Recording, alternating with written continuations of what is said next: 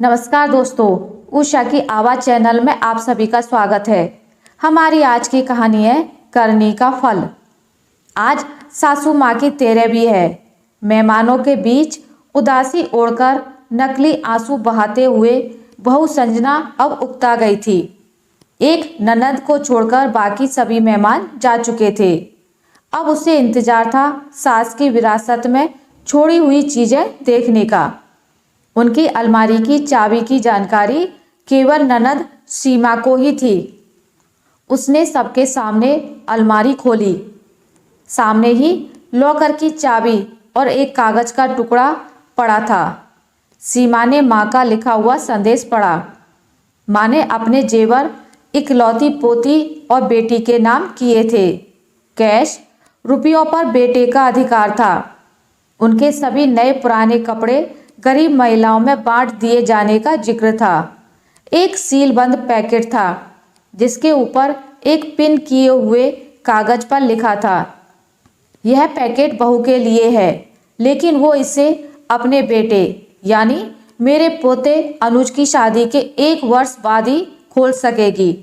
मेरी अंतिम इच्छा के अनुसार तब तक यह बैंक के लॉकर में रख दिया जाए। बेटे ने वह पैकेट बैंक के लॉकर में रखवा दिया। दिन गुजरते गए। 6 महीने बाद अनुज की शादी हो गई। सगाई पहले ही हो चुकी थी। बहू साधना के घर में आते ही रंजना ने कुछ राहत महसूस की। अब वो अपना ध्यान अपने पति और अपने स्वास्थ्य पर ही देना चाहती थी। वह बात बात पर बहू को निर्देश देती, लेकिन साधना उसके कहे का एक कान से सुनकर दूसरे से झटक देती। सास की कई हर बात का उल्टा जवाब देती। धीरे धीरे उसने सास को रसोई से बेदखल कर दिया। समय गुजरता रहा और रंजना हालात से समझौता करती गई। अब पुराना संयुक्त परिवारों का जमाना नहीं रहा जब सास बहू पर हावी हुआ करती थी।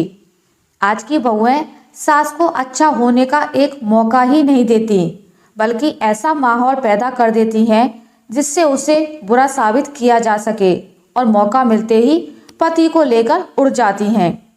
सास कितनी भी पढ़ी लिखी और समझदार हो, लेकिन वह स्वतंत्र ही रहना चाहती है और इसके लिए जाल बुनती ही रहती है और सास का नाम ही परिवार की सूची से मिटा देना चाहती है। उसने भी तो यही किया था ना अपनी सास मिथिला के साथ। वो पढ़ी लिखी सुलझे विचारों की महिला थी और अपनी पुराने विचारों की सास से मिले हुए कष्टों को भूलकर रंजना को हर तरह की सुविधाएं, सहयोग और प्यार देकर सास के नाम पर लगे मनुष्य धब्बे को हमेशा के लिए मिटाकर नया इतिहास रचना चाहती थी। लेकिन रंजना उन्हें क्षण भर की भी खुशी न दे सकी थी। आज उसे सास की बहुत याद आ रही थी। तभी सामने लगे कैलेंडर पर उसकी निगाह पड़ गई। 2 दिन बाद ही बेटे बहू की शादी को 1 साल पूरा होने वाला था। सास की वसीयत के अनुसार 1 साल पूरा होने के बाद तीसरे दिन ही वो बैंक जाकर लॉकर से अपने नाम का पैकेट निकलवा कर ले आई। मन में उथल पुथल मची हुई थी कि आखिर उसे सास ने क्या दिया होगा। बेटे के इधर उधर होते ही उसने वो पैकेट खोल दिया। उस पैकेट में तय किए हुए लगभग 1 दर्जन पुराने रुमाल थे। उसके साथ एक दूसरा पैकेट भी था, जिसे देखकर अचानक उसकी आंखें एक सवाल लिए सिकुड़ गईं। साथ ही पिन किए हुए कागज पर लिखे शब्द पढ़ने लगी।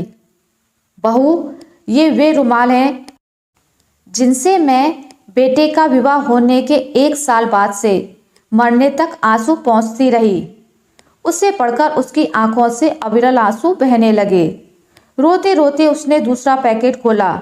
उसमें उतने ही बिल्कुल नए रुमाल थे और वैसा ही कागज का टुकड़ा पिन किया हुआ था जिसमें लिखा था, बहू तुम रो रही हो ना, ये रुमाल तुम्हें अपनी अंतिम सांस तक आंसू पोंछने के काम आएंगे। उसने एक रुमाल उठाकर अपने आंसू पोंछ लिए। आशा करती हूँ आपको मेरी आज की कहानी अच्छी लगी होगी।